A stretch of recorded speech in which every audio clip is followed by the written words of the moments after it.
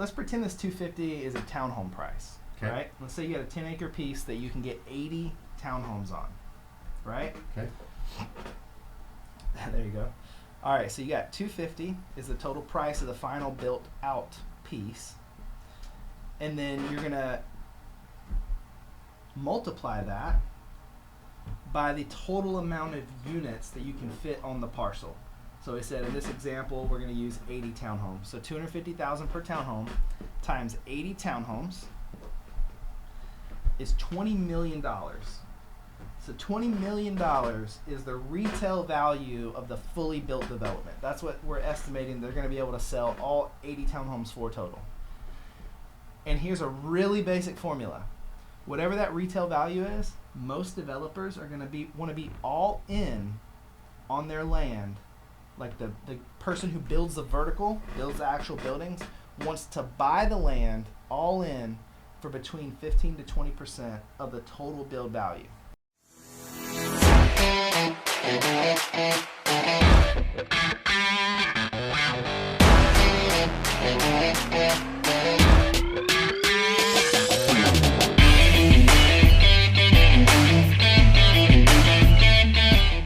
Welcome to the Investor Syndicate Podcast, where we interview real estate investors, wholesalers, professionals, anything entrepreneurship, real estate. We in the game. Let's go. We have my really good friend Riley Pilgrim in the house. What's up? With Blue Ember Investments. Yep. So Riley's located upstate of South Carolina, greater Greenville area, working on a lot of big creative land deals, sourcing opportunities for developers, a lot of different moving parts with it. Excited to have you here, man. Yeah, dude, I'm super excited to be here. This is my very first podcast, so excited. Let's do it. Let's go.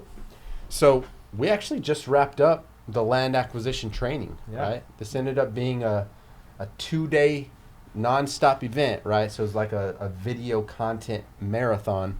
But the ultimate goal was just to create a training platform for newer investors to be able to get in the game and understand what the land acquisition strategy looks like when you're sourcing opportunities for developers. Yeah, right? man, I think we put some good work in on that thing. I'm excited to see how that turns out. It's going to be awesome. Heck yeah. Well, let's dive in and really just go like a backstory about where you got started. Let's hear about who is Riley at the very core, and then where did Riley discover real estate in his journey, and what does that look like? Yeah, man. So it's funny. I didn't come from any kind of like a financial background. Like, you know how most people that never touch real estate, they think, you know, you got to be rich or have a lot of money to get in real estate. And I thought the same thing. Yeah. And it's funny. So I grew up pretty poor. Like, I mean, I know really poor in America is rich, obviously, compared to the rest of the world. But I had a rough childhood, raised mostly by my grandmother.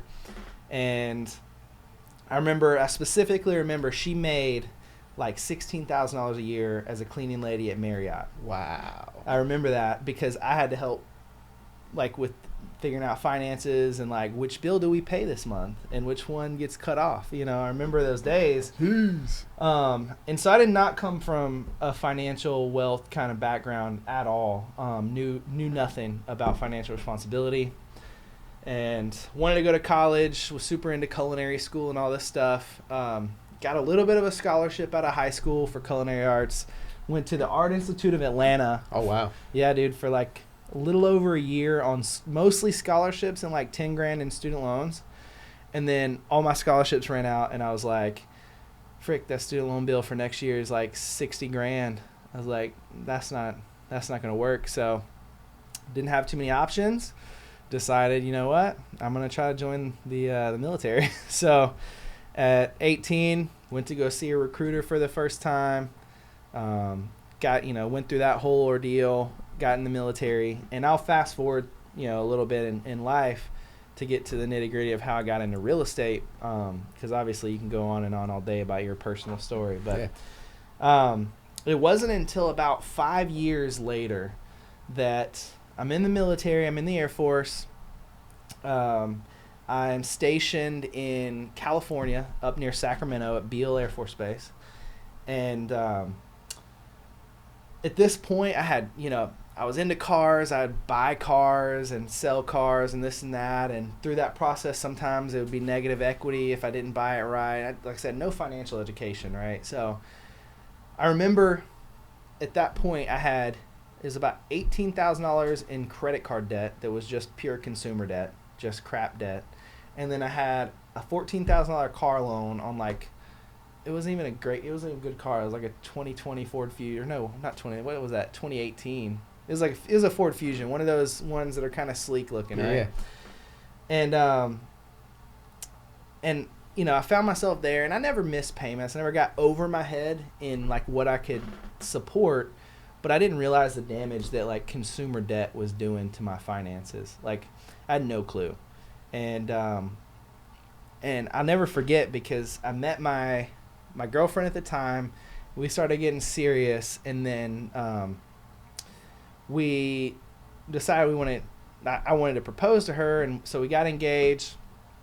And the guy that ended up marrying us was a really good dude. Trusted him a lot, and he said, if I'm going to marry you, I'm going to do premarital counseling with you guys. And through that process, he gave me a few books to read. Some of them were on intimacy and this and that, but one of them was Rich Dad Poor Dad. Wow. Freaking Rich Dad Poor Dad. Straight through marriage counseling. Straight through marriage counseling. This guy gave me this book, and it kind of caught my attention because it was an old ratty looking book. It was not impressive. Don't judge a book by its cover. Who's this Robert Kiyosaki guy? Yeah, who the heck is this dude with this purple book talking about Rich Dad Poor Dad? So I cracked it open, read the first 10 pages, and could not put it down. And bro, I finished that book, and I realized at that point, oh my gosh, dude, first of all, I have no idea what I'm doing. Second of all, I'm so deep in the rat race, and I see no way out. And I'm the type of person where my brain just takes things to their logical conclusion when I first see something, right? My brain just goes and kind of follows the string of events to its logical conclusion. And after being enlightened with that information, I'm this isn't going to end well for me. If I continue down this down that path, yep. I was I got to do something about this. And dude, that started a long journey of education, digging myself out of a deep hole, and eventually getting to where I am today. That is incredible, man. Yeah, dude. Wow. It was a journey. So that was like an aha moment, right? You start flipping through the page. Same thing. I read Rich Dad Poor Dad, and I never turned back, right? Crazy how many people that book, dude, has changed their life. Yeah. You don't know how you're going to do it, but it's like that aha moment that real estate is the vehicle, right? Where you just got to commit to it. It's not going to be easy, right? The journey never is easy when you're committed to something that's larger than yourself. Yeah. But man, in its simplest form, understanding the difference between an asset and a liability. And I think the thing that I remember when I read it, real estate still seemed kind of far-fetched to me, right? Like buying rental properties. It just still seemed far-fetched, but that was also the first time I ever heard about the concept of leverage. And it kind of just clicked with me, oh wait, hold on, I just got to get a bank to loan me most of the money, and I just got to come up with a little bit, and as long as the rent payment covers the loan payment, then I own it, and I'm making money off of it. I was like, that's crazy. Yeah. And that's kind of what made it feel like, okay, maybe real estate isn't so far-fetched, because business still seemed far-fetched to me. I felt like, if I got to start a business, I got to come up with some unique idea in this world. I can't do that, I don't know anything about stocks or bonds and nothing like that at this point, and I'm like, that's a lot to try to learn. But real estate is tangible. It's something I can see with my eyes. It just felt like all of a sudden a lot more approachable. And there's a system already in place, right? You don't have to your point, you don't have to create the wheel. Yep. There's already investors out there in the industry who are actually willing to share their knowledge, right? That sit down at lunch, right, and really just unroll the playbook. Yep. You don't have to be creative. You don't have to come up with new ideas. You just follow the beaten path of real estate, and you'll do all right. As long as you don't make any super huge moves, and the market doesn't do anything insanely crazy, which sometimes you get hit with that stuff and you recover. But I mean, barring that, real estate's pretty trodden path, you know? Yeah. Crazy, dude. It makes me think of just like the life cycle of a seed, right? Like a seed gets planted in the ground. Well, obviously it can only grow in fertile soil, right? You can't plant it on the rock. You can't throw it down the stream. Like it thrives in an environment where it's going to be fed the nutrients, right? Or for real estate, the ideas, the strategies, the network, community, right? You can't grow to your true potential if you continue to stay in unfertile soil, right? Or you continue to stay in the old patterns of thinking that you grew up thinking was the way to live life and grow and live in consumer debt because, just keeping up with the Joneses. Exactly. But once you shift your perspective, right, and you look at life in a different way, everything changes the moment that you make that decision. Yeah, dude. That book fertilized my soil, for lack of a better word. Yeah. That was where the seed was planted. And for anybody watching, like, that wasn't the moment that everything became great. That was the beginning of digging out of a deep hole. And it's like, some people might be there, some people might be in a hole way deeper than I was in. Where I'm at now, with my finances, with my control over my own personal time, with the options that I have, that is infinitely better, than I felt at that point. It's incredible. You have choices, right? You have freedom.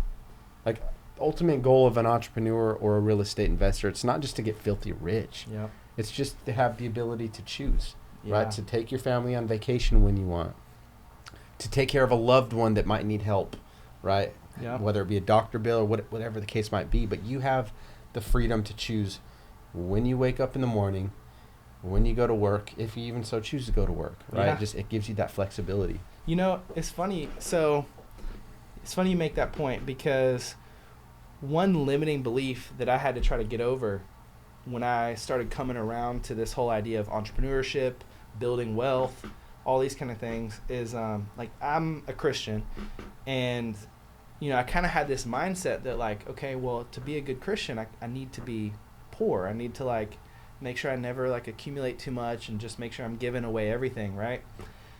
And it's funny because most Christians, like myself included, who had that mindset, a lot of times they have consumer debt. Yeah. They have these things that they bought before they could pay for them.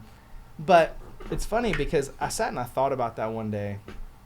And then, like, reading old stories, like, you look back and, like, people like Abraham in the Bible, for example, had great wealth, right? Yeah.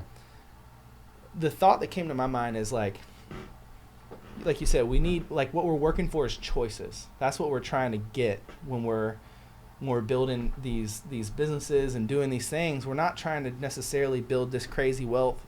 At least if you have any maturity to, you're not just trying to buy flashy cars and this and that to show off. Yeah. Right? You're trying to build yourself choices. Well, imagine, as a person of faith, like, how much more freedom do I have to help people, to, like, actually say yes to opportunities to give to people, to take time out of my day. Like, if I'm working a 9 to 5 and I don't know, somebody, like, let's say it's 9 o'clock or 8:30 in the morning, I'm driving down the road and I see somebody on the side of the road. This is a real simple example. And, their car broke down. Well, if I have to be at work by 9, I don't have the freedom to just stop and decide to pull over and help them, right? Yeah. I don't have that free. That's a real small example, and obviously we could show a ton of other examples where, like, missions work. You want to take 3-4 months to go to another country. You can't do that without resources, and those resources giving you options and choices. And so all, like, it's hard to, like, narrow down in like a podcast time of, like, how big of a mental shift you go through in that process of the light bulb going off, you realizing, oh my gosh, I've been looking at this whole game of life totally the wrong way, at least when it comes to the finance aspect of it. And then you're going to carry baggage with you that you're going to have to work through, and it's going to take time, but man, it's worth it, dude. The blinders came off, right? It's like, yep. And you can't go back. No. You can't go back. Like, the thought of going to a 9 to 5 job, Like, I'll do that if I ever have to. Like, if it came, I'm not above that. I'm not better than that. Nobody's working 9 to 5s less than. In order to build your way out and to build it all over again, though, right? But I could never settle in a 9 to 5. And I could never just sit there and work a 9 to 5 and be happy with that. Like, once. I'm glad you went where you went with that, man, because, I mean, where the Spirit of the Lord is, there's freedom, right? If you don't have freedom from the busyness, the chaos of everyday life, of the life that society has programmed us into thinking that we need to live in, right? Fitting into this mold, right? The 9 to 5 vision, if you will, right? You're constantly spinning on this hamster wheel, really finding no means of escape, right? And we've been programmed to think that that is the social norm. Yep. And then to go a little bit deeper with it, to your point, as a Christian, right, or whatever your mindset might be, right, just because of the environment that we came up out of, right, you're programmed to think that money is bad. Yep. Right? If you have an excess of money, right, or you have more money above whatever it takes to float your monthly bills, then you must be a greedy person, right? It's almost like, not to go in a deep rabbit hole with it, right, but it's almost like the powers that be want us to think that money is bad so that we can continue to work in building their system, right? Well, I hate to say it, we're coming out of the industrial age. The industrial age is dead. Information age has given us access to more information than humans have ever had access to before, right? But with it, it comes with a great calling of responsibility, right? Because to social media, you can get consumed in a wormhole just going down and scrolling stuff, or you can spend your time with intention and learn new skills and figure out how to dig yourself out of this hole, right? And to build a life of impact. Totally, right? Dude. Yep. And to that point, like, you talk about the industrial age coming to an end, like, we don't realize that the way this 9 to 5, this grind that everybody's on, this hamster wheel, is an experiment of the past 50 to 80 years. If you look all throughout human history, the family has been the root of economic production until the Industrial Revolution, when factories and corporations became the root of economic production, which there's good and bad to everything, right? There's tons of positive that came from that, but then we also lost certain pieces of humanity through that. And the cool thing about the information age, which also comes with a lot of good and bad, the cool thing is that in a lot of ways, if you allow yourself to kind of come to this realization, you can take part of that back, especially, if you're a family person, you can take a lot of your means of production back to you and your family, where you're not having to go and report to some big corporation anymore. Now, you can have 10, 15 streams of income, be it YouTube channels, real estate investing, e-commerce, digital products, whatever. And now you are generating the income from for your family from like 10, 15 different sources. And now, we talked about, you control your day, you control how much time you spend with your kids, your wife, how intentional you want to be. And you can make the impact because now you can create and put things out into the world. You're producing stuff that you're passionate about. Yes. Be a producer, not a consumer. Bro, right? 100%. Produce, don't just consume. Yeah. I love that, man. People need to hear that, right? Again, there's a negative connotation. And I keep going back to this, right? But it's just to press the importance of shifting the way that you think about life, shifting the way you think about money, business, anything else, right? But there's a negative connotation towards having money. People need to leave that mindset behind, right? God wants us to live in abundance, right? He wants us to have freedom. With more freedom, gives you greater opportunity to impact. True. Yeah. Awesome, man. So let's pick up from, boom, real estate. Started studying, started failing forward, started implementing, right? What were some of the biggest struggles that you faced in the early stages of starting this venture? So obviously, one I kind of hit on was it took a while to dig out of the debt. So that's something people need to be prepared for, is if you have a hole you got to dig out of, you need to be patient. Like, you got to have patience. It's going to take a while. If you're working a 9 to 5, you're only you're chipping away. So that was a big struggle. Once I got past that point, which I'll put a little sidebar there and say you don't have to wait to take action. For example, I was in the military. I had a VA loan available to me, which is 0 down to buy a house. So I got stationed up in Alaska from California. Instead of renting, we bought a 0 down duplex and house hacked it. Boom. You know, most people are familiar with the term house hack. You live in half of it and rent the other half out. And essentially made our house payment close to 0. We didn't even have the 0 or getting paid to live for free. We had close to 0. So instead of paying $1,500 a month towards rent, we were paying like $400 a month towards our mortgage. That was a 3-2 2-car garage, both sides, on an acre. Wow. And we're paying $400 a month. So that was a huge help to getting that debt paid off. Yeah. So don't wait. Figure out ways that you can take action and don't let that snowball stop rolling once you get that spark fired up. But then another big hurdle that I had to figure out was all that I had known since I was 19 years old was steady W-2 government guaranteed pay.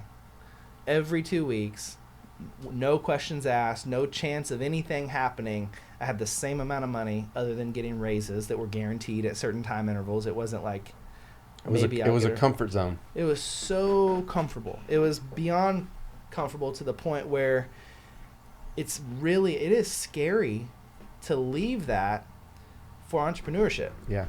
That's tough, dude. And there's never going to be the perfect time either. Never. It was not the perfect time when I did it. It always feels like the biggest thing as a man that I was afraid of is, am I going to come out at the end looking foolish and irresponsible, and me and my family going to be, on the streets or couch surfing because I didn't know what the heck I was doing. That was my biggest fear, right? And we're all going to have different versions of that, things that we have to get over and work through. And so I would say 2 things that helped me get over that. One is kind of funny, and another one's kind of serious. First, I used to skate when I was in high school. I used to be a skater kid, where not skateboarding, but rollerblading, and not just chilling around at a skating rink. We used to go and grind handrails and gap stairs and do half pipes and all that stuff. And I remember back in those days, if you're going to try something you never tried before, you're full of fear. Yeah. Your brain is trying to tell you all the ways you can basically die, right? Whether it be dropping in a new half pipe that's huge and you're terrified. And it's physical fear of injury. Yeah. And you have to, the way that we would force ourselves to, because you have to commit to these things that you're going to try, or else you're guaranteed you're going to get hurt. If you don't commit fully, you're going to hurt yourself. And so you have to, it's like a mental challenge every time you try a new trick or whatever. Yeah. And I would reflect on that when I was getting that bug of do I leave the military and pursue this passion? And I just remember reflecting on that. I was thinking about how I would have to sit there, and it's hard to put into words what you're doing in your mind when you're trying to look past that. But for me, it comes to the point of who do I want to live as? Do I want to live as a person who was always afraid to do what I wanted to do? Or do I want to live as the person that whether I got injured or not, I know I tried it? And bet on myself. And which one am I more comfortable laying down to bed with at night? Or at the end of my life, answering to, right? Did I risk everything, right? Did I go all in on my dreams, or did I just let them sit in the graveyard of my imagination? Because the reality is we can't, we can build big empires here in this life and everything, and that's fine and great and dandy. You can build all these options and choices you have, but the reality is we can't take any of it with us, right? When we die, that's it. And as far as this life is concerned and all the stuff that we built here. And so my thought process behind it is even if I utterly fail, I can be confident and comfortable with myself knowing that, I may have failed, but at least I tried. Yeah. I tried. I did it, and I know who I am. And if I don't try, you never know who you are. Could you have made it? Dude, so that's your self-talk, right? That's literally the way that you're talking to yourself. And I love that you brought up that example, because self-talk is everything, right? Self-talk leads to belief, right? If you believe something in your heart, it's already yours. right? It's in this abundant universe, right? You can have anything that you believe is possible, but you got to believe it. And in order to believe, it matters what you tell yourself, right? And so many of us we're consumed by the media and the fear, right? And it just pumps and pulsates through our body, and it restrains us from stepping into the life that we're capable of living, because we're living in fear. I mean, fear is the oldest part of our brain, the reptilian brain, the limbic, right? Limbic system. Like going back to the caveman days, right? It's the fight or flight, where it's like saber-toothed tiger, I either stay here or I run for my life, right? So we still make impulse decisions, and that fear factor, that trigger in the back of our mind is from the oldest part of our brain, because the fight or flight mode turns on and we run back to comfort. Yeah, that's true. But to go to that example, the reality is if you run back to comfort, you never eat. Yeah. You know, you don't get the kill. You don't. Or you eat a little bit. You snack off of some berries. Yeah, exactly. Right? But you don't eat to truly fill your belly and rejuvenate your life. And if you have people who depend on you, they're hungry. Yeah. Those berries ain't gonna last very long, you know. And it's like, as a provider, as a husband, I'm like, that motivates me, dude. Like, it's the last thing I ever want is for my family to like be without because of my decisions, and that feeds the fear if you let it, but it can also feed the motivation if you fill your thoughts with the right things. Yes. Yeah. What is that saying? It's like, as I think, so I believe. As I believe, so I feel. As I feel, so I act, or something like that, bro. That's so true. Like, what you feed your mind is going to manifest into actions, whether that be feeding your mind full of fear, self-doubt, filth, like any of these kind of things. It's going to manifest 100% itself. And then if you feed yourself with encouragement, if you feed yourself with optimism, you know, hope, fruits of the spirit, that's what's going to come out. Yeah. You know, that's just how there's no escaping that. That's strong stuff, man. So, amazing book, As a Man Thinketh, right? That's what it is. That's two really good books that you guys need to read if you haven't read them. Rich Dad, Poor Dad will change the course of your life. As a Man Thinketh will change the way that you think and the way that you view your thoughts, right? Totally. And he talks about your thoughts being like a garden, right? And you gotta prune and cut away the thoughts that aren't serving you, right? And that comes with renewing your mind every day. Yep. Every day. 100%. You meditate? I don't necessarily meditate. I mean, I don't know what to call it, but I do my morning devotional time. Yeah. You know, whether that's a form of meditation. Yeah, I'll sit and I'll listen to like different music, and then pray, and I'll read usually like books that are development books, and then also like read the Bible, and I break it up. And so I have a morning routine, which is, dude, it's cliche nowadays, but it really helps get you geared up the right way. I feel like it's mandatory. Yeah. That's like your oxygen, right? Yeah. That's your oxygen to keep you breathing at this level, because entrepreneurship will also come with a level of stress, right? So if you don't learn how to manage that, right, you're going to crash and burn. Yep. So feeding your mind, feeding your thoughts, developing yourself, right, and finding that first thing in the morning to make sure that your mind is prepared for the day, right? You're geared up for combat. I think that's the most important part of the whole equation. 100%. Okay, so let's dive in with meat and potatoes on the real estate. Let's give some people some real tangible strategies that they can implement, right? So totally. Hearing an impactful story, right, where Riley started with nothing, right? Growing up, struggling to make ends meet. You had to take those old thought patterns, the way that you viewed the world, the way that you interacted and went into life and business, right? You had to flip the way you thought, right? Just to elevate your mindset and start to step into new opportunities. You found the vehicle of real estate, right? Started wholesaling some houses. Let's talk about getting into real estate. You started building some opportunities, and let's talk about where you are today with the land. Yeah, so I'll kind of talk about how I got into, like, why wholesaling, and then how I got to land, if that's okay. Yeah, absolutely.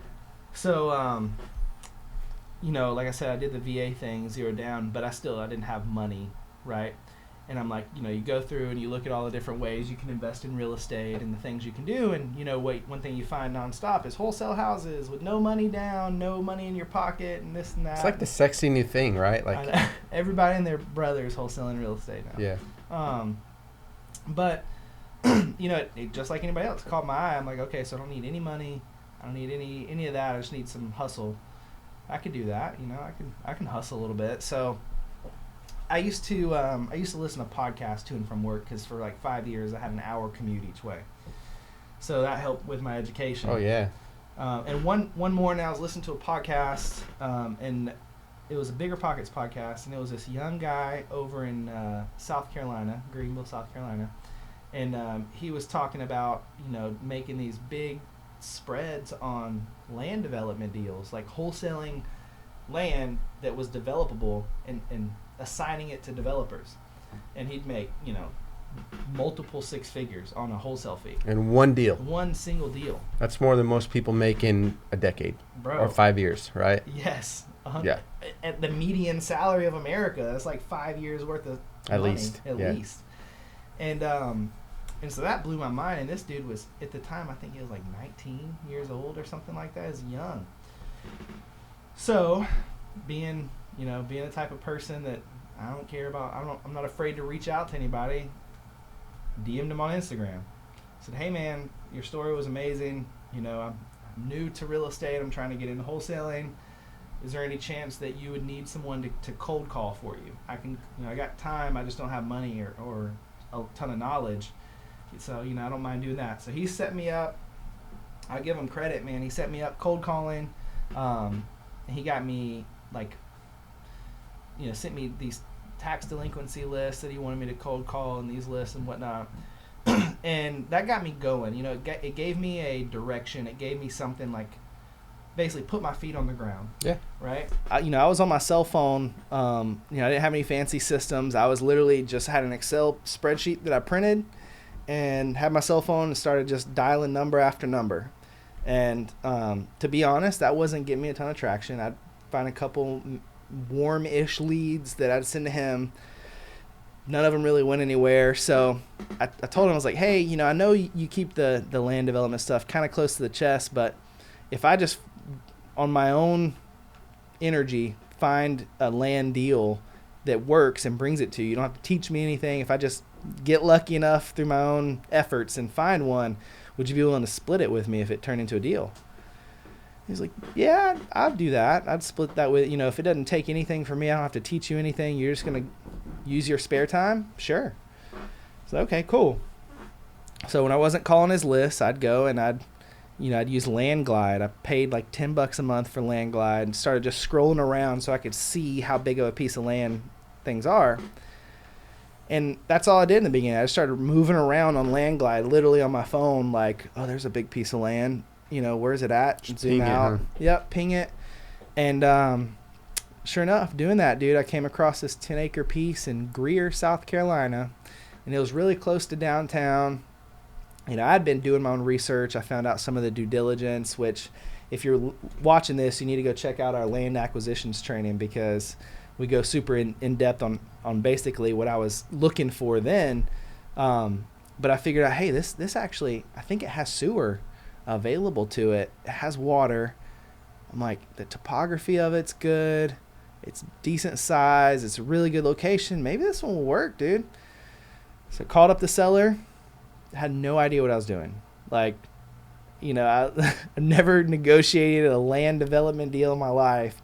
And I just started talking to the dude. Like, hey, man, I'm looking to buy some land over here, trying to build some houses on it and blah, blah, blah. And so he's like, yeah, I might consider selling it. And he wanted a crazy high price. And we started going back and forth. Long story short, dude, I get it under contract for like $400,000 and pitch it out to my guy. And he's like, wow, yeah, actually, hold on. I think that's a deal.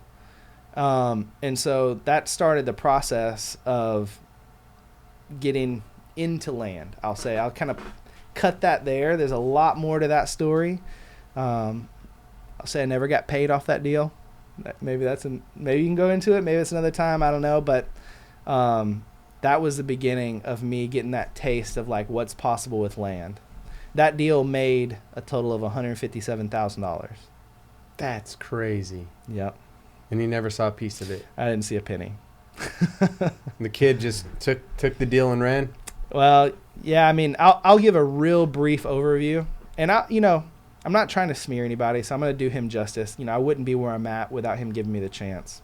That's the truth. And so if he's listening, I appreciate you for that.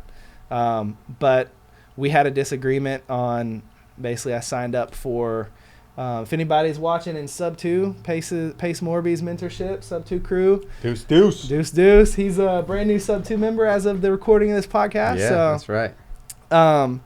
But yeah, so I just recently signed up for Sub 2, and back after a couple months of the initial cold calling with this young guy, he wanted me to sign a non-compete. And I was still living up in Alaska, had no intentions to move out to Greenville. So I'm like, okay, totally, yeah, that's fine. I don't ever intend to move there, right? Sign this non-compete agreement with the terms of wholesaling. Like that was the whole premise of the non-compete was, hey, you're not going to wholesale and compete in my turf, right? Basically. Wow. I know, which is it's already a little bit of a red flag with, because again, in this market, abundance mindset is key. There's plenty to go around, right? None of the other big players, now that I'm more educated in Greenville, nobody else cares about that stuff. But I was new and I was like, yeah, whatever. But then later on, he kind of convinced me to try to come down, and I'll give him the credit again. It took me like 2 months to give him a solid decision. He had already moved on. But he convinced me to look at the option of moving to Greenville to be acquisitions for his company, right? He's like, hey, I know you're planning on going back to California. What about, you and your wife just move out here? I'll give you equity in the company. You take over acquisitions and this and that. And I'm like, oh, I don't know. My wife's really committed to going back to family, and a couple months later, I convince her, tell him, yeah. He's like, sorry, dude, I already hired somebody else. That's fine. We're already committed to Greenville, so we're probably going to move out there anyway because we love it.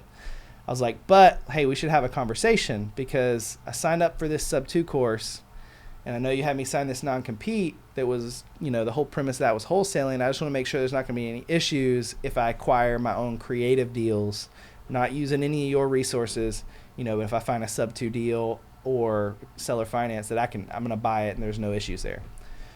Well, they had an issue with that, and they said, no, you have to pay a wholesale fee to us if you find your own deal. Dang, what? Yeah. And so I'm like, that's not going to work. I can understand if I had equity in the company, right? I had a percentage ownership and I got to pay you a fee, but I don't have any equity in the company. You're just saying because I signed this non-compete on the wholesaling that I can't acquire creative. And we never came to an agreement. And eventually that relationship just kind of ended on somewhat of a bad note. Like it didn't come to a real good conclusion. Yeah. But I was dumb at that point. I was young and, not young and I was older, but I was young in real estate. Didn't know to get anything on paper for our 50-50 agreement on the land deal. So when we split, he closed on the deal. I found that out from tax records. He made a lot of money and I made $0. Dang. But hey, it's a lesson, lessons learned. And things come back around, like nowadays I'm working. That's a long story there. I won't go into that, but I'm working with the developer who bought that deal from him.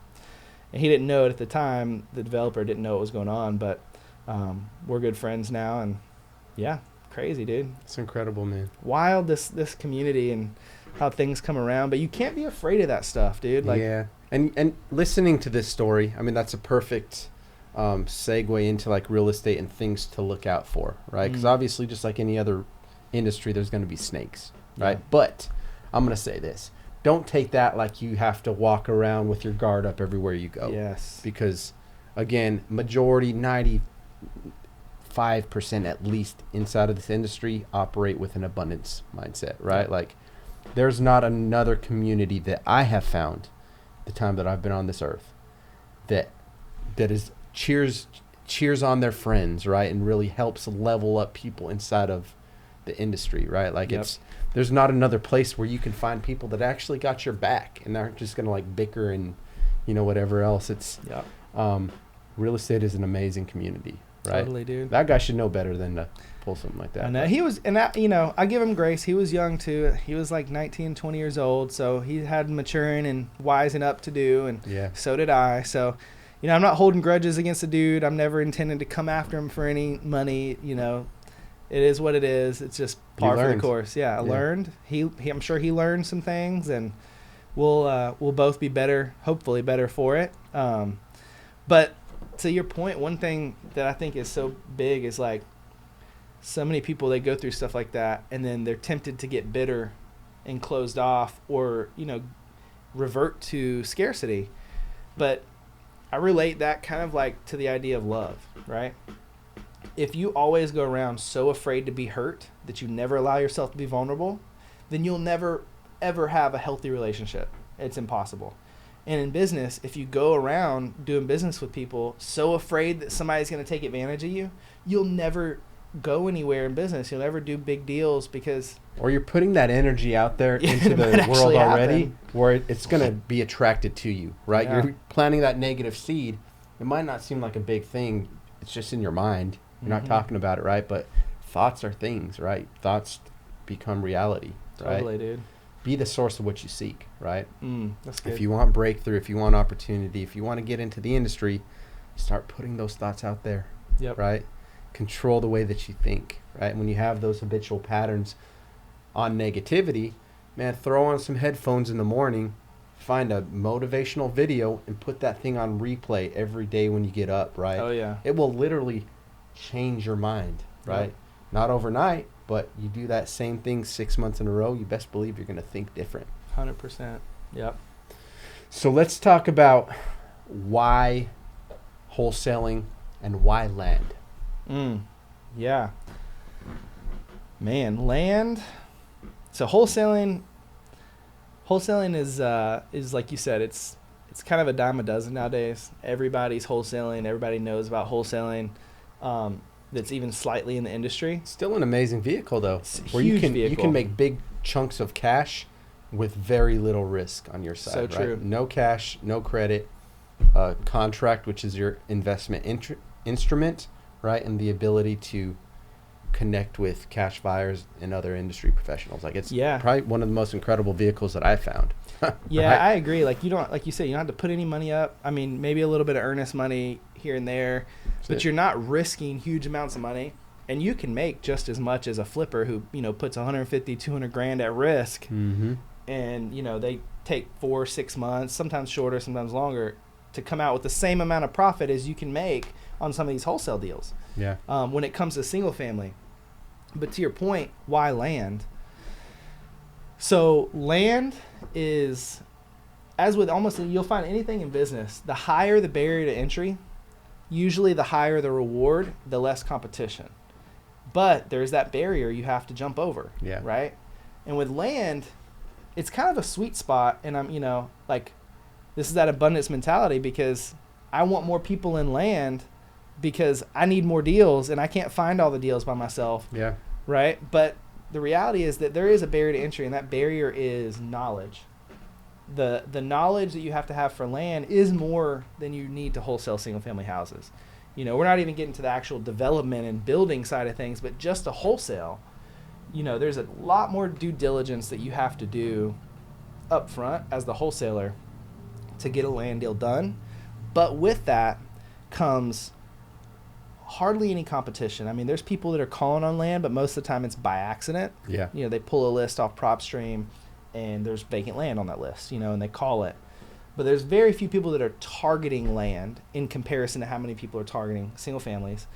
That comes with less irritable sellers. You know, I've gotten sellers before, dude, who I call them about this piece of land. They're like, what piece of land are you talking about? And I give them the tax map number and I kind of, you know, name some cross streets. And they're like, oh, yeah, I forgot. Granny left me that piece of land like a few years back. I forgot I owned it. Shoot, I'll sell it to you for $5,000. You know, I've had that happen before where they literally sold me land for pennies because they forgot that they had it. It was getting ready to be taken at tax auction because they hadn't paid any taxes. They didn't know it was theirs. So that's not every case, but you get that kind of stuff. You know, that's the general vibe of when you call these people that's got land, you know. Now you do have some people that got generational land and they'll cuss you out forever thinking they'll sell, their grandpa's farm, and that's fine. And, in some ways that's good. I don't like overwhelming development where you're, just destroying farmland for no reason, but it's inevitable. Yeah. Development is going to happen. It's the march of life, right? But then the other part of that, dude, is the fees you make, because these people who buy the vacant land, like especially if it's multiple acres, right? You're looking at 10, 20, 40, 100 acres. These people who are buying that, they're going to take that. They're going to do what's called entitle it with the city, which gives them the right to develop it. And then they're going to build 200, 250, 300 single family houses or townhomes or something. And the retail value of that project on the back end is so huge, they don't care that you as a wholesaler are making $300,000. That does not even matter to them. Yeah, they just need opportunity. It's got to make sense on paper, Yep. And they need more opportunities to build. And they got machines to feed, big corporate machines. They could care less, or couldn't care less, if you're making multiple six figures on a fee, as long as you know how to help them get the deal closed. All right, so let's break it down real quick, just so somebody that's watching can get an idea of what some of these developers are actually willing to pay for a piece of land, right? Yeah. So if we're to break it down, we'll just say by acre to keep it very standard. On average, you would say about four lots per acre. Well, that's going to all depend on the zoning. Yeah. Different in every city, obviously, right? Yep. And that's gonna affect the value majorly. True. Location. Yep. Because for example, 4 per acre might be semi-rural, or semi-suburban, whereas urban you might have 6, 8 per acre, especially if it's townhomes or all these new builds that houses are like that close together. So hard to look at it, right? But if we're just putting a blanket statement, writing it down on a napkin across the board for a person to simply digest. Say per lot is a really good. Okay. Yep. So the best way to look at if something's somewhat financially feasible is you need to, like you always do, pull comps and see what am I trying to build here, or what would the developer try to build. See what those are selling for as close to new build as you can. Obviously, you want to be in areas where there is new building going on. So what are the new builds selling for that you're going to build, right? Let's say 250 in that example. Let me pull out my calculator because public math is hard. So, and then let's say you have a 10-acre piece that can get, let's pretend this 250 is a townhome price, right? Let's say you got a 10-acre piece that you can get 80 townhomes on, right? Okay. There you go. All right, so you got 250 is the total price of the final built out piece. And then you're going to multiply that by the total amount of units that you can fit on the parcel. So we said in this example, we're going to use 80 townhomes. So $250,000 per townhome times 80 townhomes is $20 million. So $20 million is the retail value of the fully built development. That's what we're estimating they're going to be able to sell all 80 townhomes for total. And here's a really basic formula. Whatever that retail value is, most developers are going to want to be all in on their land. Like the person who builds the vertical, builds the actual buildings, wants to buy the land all in for between 15 to 20% of the total build value. So that would be, I'm going to do 15. 15% would be $3 million. That's what the builder can buy all the lots for once they're developed. Right? So for the person that's watching, we got 20 million up there, which we got from, we're looking at comps close to this site plan. Yep. Close to this lot where the units, the houses are selling for $250 a unit. Correct. Based on a 10-acre plot, and we're assuming that 80 townhomes can be built in that, which would be roughly 8 per acre, right? That's how we got this number. So we multiply the two, coming up with 20,000. Correct. Multiply 20 million. 20 million. Multiply that times 0.15, which is 15%, which gets us $3 million. $3 million. acquisition price for the land. Yep. On the end buy side. Now, this is what the developer is going to sell the lots to a builder for, right? After entitlement? After entitlement and development, right? And I'm kind of going a little bit deeper, not too much though. That's what the developer is going to sell the land to the builder for after entitlement and development. So, another way you can figure out, okay, so what can I offer on it? And the reason I break it down like this is because there's conflicting information out there. Some people say, no, builders will pay 15 to 20%. So you're thinking you can mark up your land to $2.5 million and they're getting a deal. But that's 15 to 20% all in. Yeah, after it's all trees knocked down, it's been entitled. Ready to go. They can start zoning, building tomorrow, right? And so if you want to find out what a developer will pay you for it, right? So then I want to do that 20 million, which again is the retail value of all of them. Yep. And I typically, I'm trying to bring value to my developers. I want to bring them good deals. So I just do a back of the napkin and I say times 0.0, between 6 and 8%. I'll say 0.08. That's 1.6 million, right?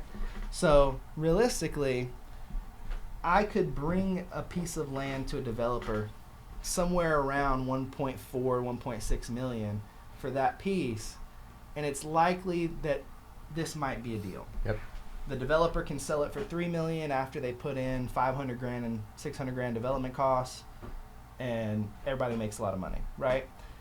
Now, sometimes you'll have big things that come up that affect that, which you have to get into the deep due diligence, but this is just a back of the napkin.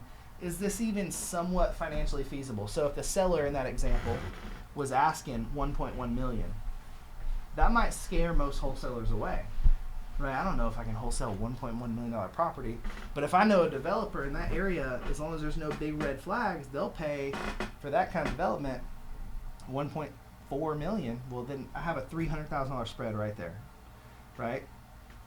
Boom, done. So it's big numbers. We're talking big numbers, a lot of information, and what we haven't even touched on here, which we touch on again in the training, is the contract periods. So there's a lot more. This is why there's a barrier to entry. This is why not everybody's doing land, because it's patience. You're looking at 5-6 months down the road before you ever get paid on a deal like this. But man, 300 grand, you do 3 of those a year, you're almost $1 million. It's incredible. So for a new person that's outside looking in, that has very little real estate experience, right? Or maybe they've wholesaled a house or two, but the thought of land and the due diligence and the acquisition is very daunting, right? Like, holy cow, how would I even start to getting into that, right? Totally. Partner up. Definitely. Right? Partner up. Find people in your network. Find people that know the strategy, that can map out the formula, right? Like I say it all the time. JV partnerships, joint venture partnerships make the world go round. Yeah, dude. I'm not big on permanent long-term partnerships, because that's really it's a marriage. Yeah, you're married to that person, and people's interests change, right? One person could have kids, one might not, and just you change over time, right? So to that point, short-term partnerships make the world go round, right? 100%. So find somebody that already is doing the deals, that's already in the trenches, closing deals, and have the results that you're seeking. Partner up. You're going to learn through that process, and you're all going to make money doing it. 100%. And no matter what level you're at, there's always opportunity for that. I mean, I'm trying to figure out how to JV with the developer so I can learn how to actually take it through entitlements and present an engineering plan to the planning and development department, because I don't know how to do that yet. Doubling your revenue, right? So we're just going to assume, right, whatever you're making on the acquisition, of course it's not going to go right across the board, but probably it'd make about that same amount developing a lot, right? Yep. I mean, my developer, he's got, I think, 12 projects in the works right now in the upstate of South Carolina. In each one, he's probably going to make $4 to $6, maybe more, $100,000 on per development. Sometimes over $1 million on one project. Wow. Yeah. You're looking at just the projects he has in process, $6 million. Yeah. Right? Crazy money, dude. It's nuts, right? And once you start to surround yourself with these types of people, it starts to expand the way that you think and what you think is possible. Yeah, that $20 million number, that's kind of scary when you first look at it. Well, when you start talking with these people and seeing these deals actually close and Yeah. transactions happen, well, now you can talk to a seller confidently when they want, even if it's a really valuable property and they're like, I want $4.5 million for it. You're not afraid to negotiate and talk Yeah. to them because it's not such a scary number. You're working with $20-40 million projects, Because you have a seat at the table. Exactly. It's that simple, right? 100%. Like $1 million a year used to seem like super far-fetched for me. Like, Celebrity status. I mean, I wonder what it's like, right? Yeah. Until you realize that $1 million a year is not even that much money. Dude, in comparison to what people are making out here and like where $1 million can go nowadays with inflation at like 10+%, $1 million is nothing. I mean, millionaires the new middle class. Basically. If we look at it's it, kind of sad to say, but I mean, basically. It's soon going to be lower class if we're being honest. Looking at the value of a dollar going down. Yeah, let that be encouragement. Like, we got to get out here and hustle while we can. Yeah. We can't just sit on the sidelines anymore if we want a chance to have a seat at the table ever. Absolutely. Yeah. So how do we get these people plugged in? Yeah, man. Have them visit the link. Visit the link. The link will take you to the training. That training will give you just an awesome overview intro of most of the stuff you need to know to get started. And then, like you said, JV, we have no problem you learning, you JVing with us, and then going out and starting your own thing. But in the very beginning, if you're, learn what you can from this program, bring us deals. We'll be happy to help you close them. And then when you feel ready, by all means, try to take one down yourself. Take that blueprint, right, and build out that process, right? And when the time is right, you go out there and get it. Yep, 1,000%. Yep. So land acquisition strategy. Click the link. It's free training, right? We empower more people, help more people win. We've kind of adopted the mindset of win with your friends. Yeah. Why not connect and collaborate with friends across different networks, right? We're all winning together. We're all doing deals together, right? It's And more fun that way. a raising tide raises all ships. Yep. It's more fun, bro. I love it. Thank you so much, dude. Absolutely, It's man. been great. Bro, getting out there, changing lives, and changing the family tree at the same time. Yep. That's what it's about. Absolutely, man. Let's do it. Let's go kill it, guys. Go kill it. Boom.